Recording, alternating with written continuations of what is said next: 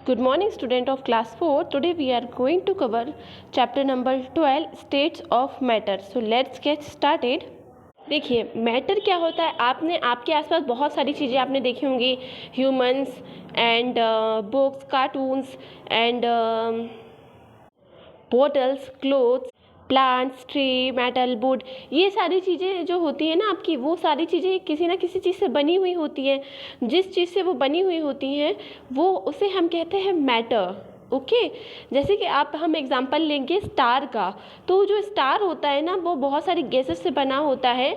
और अगर हम मून का एग्जांपल लेंगे तो मून जो होता है ना हमारा, वो बना हुआ होता है बहुत सारी रॉक्स यानी कि चट्टानों से। और उसी तरह ह्यूमन और प्लांट्स जो होते हैं ना वो सेल्स से मिलकर बने होते हैं।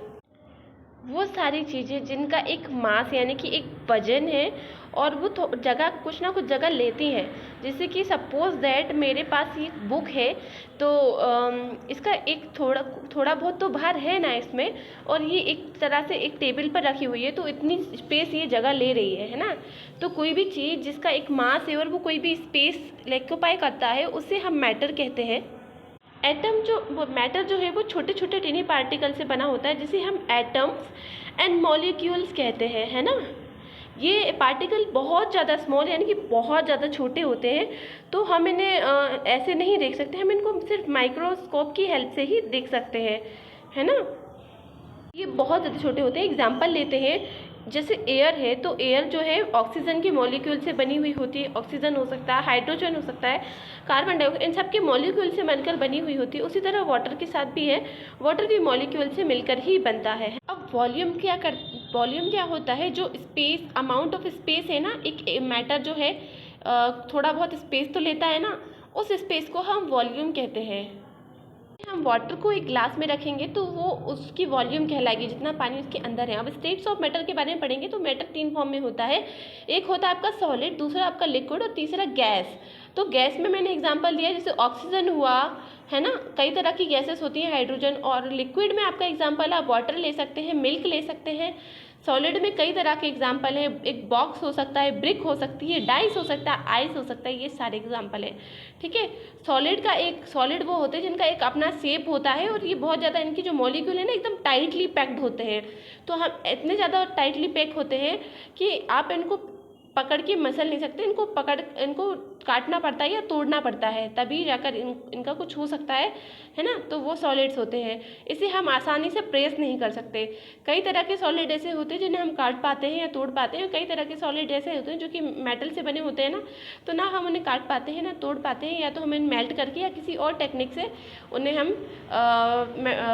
यूज़ कर पाते हैं या मेल्ट कर पाते हैं। तो हम पढ़ेंगे लिक्विड के बारे में। इसकी एक डिफाइनाइट वॉल्यूम होती है। जैसे मैंने आपको बताया कि हम एक ग्लास में वाटर रखेंगे तो जितना वाटर है वो उसकी एक वॉल्यूम है ना। लिक्विड को हम अपने हाथों में पकड़ नहीं सकते क्योंकि इनके मॉलिक्यूल है ना टाइटली पैक्ड नहीं होते, वो बहुत ज़्यादा लूज़ होते हैं, तो वो एकदम से बिखर जाते हैं, तो हम इनको पकड़ नहीं सकते, है ना। तो ये आपका हो गया लिक्विड।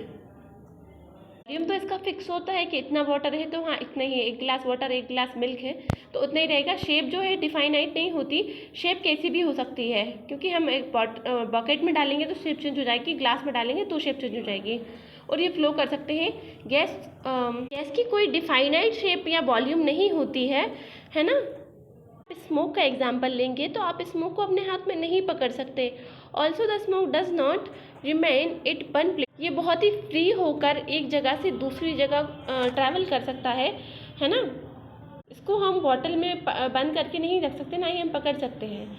ये है आपका गैस। इसके मॉलिक्यूल भी एक दूसरे से अच्छी तरह चिपके नहीं होते, बिखरे हुए होते हैं, तो हैव नो फिक्स्ड शेप। इनकी कोई फिक्स शेप नहीं होती और इनका कोई फिक्स वॉल्यूम भी नहीं होता, और आराम से ये इजीली लिक्विड से भी ज़्यादा इजीली फ्लो कर सकते हैं। पढ़ेंगे changes in states of matter. हाँ, तो जैसे आपने एग्जांपल लेते हैं हम लिक्विड का, तो वो एक लिक्विड है, उसको हम सॉलिड में चेंज कर सकते हैं क्या? ऑफ कोर्स कर सकते हैं।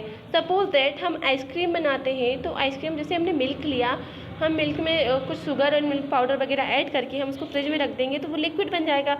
और वाटर को हम फ्रीज़र में रख देंगे तो वो भी सॉलिड बन जाता है ना। आइस एक सॉलिड है। तो वो प्रोसेस जिससे हम लिक्विड को सॉलिड में चेंज कर सकते हैं उसे हम फ्रीजिंग कहते हैं। आगे है मेल्टिंग। मेल्टिंग यानी कि लिक्विड का सॉलिड का लिक्विड में चेंज होना, उसे मेल्टिंग कहते हैं। जैसे हमने एक आइसक्रीम ली, तो जैसे हम उसको फ्रीज़र में से निकालेंगे, धीरे धीरे टेम्परेचर उसका बाहर का टेम्परेचर ज़्यादा होता है तो वो मेल्ट करती जाएगी और लिक्विड में चेंज हो जाएगी। तो ये प्रोसेस होती है सॉलिड का लिक्विड में चेंज होना, वो होती है आपकी मेल्टिंग। ठीक है। अब एक और प्रोसेस होती है वेपोराइजेशन। जब आपने देखा होगा वाटर साइकिल में आपने पढ़ा है कि जब पानी गर्म होता है तो फिर वो हवा बन के उड़ने लगता है ना। जब वो हवा बन के वेपर बन के उड़ने लगता है तो गैस बन जाता है। इस प्रोसेस को हम वेपोराइजेशन कहते हैं, लिक्विड का गैस में चेंज होना। और अगला है आपका स्टीम का वाटर में चेंज होना, यानी कि जो आपकी गैस है ना वो वाटर में चेंज होती है। ये भी हमने वाटर साइकिल में पढ़ा है।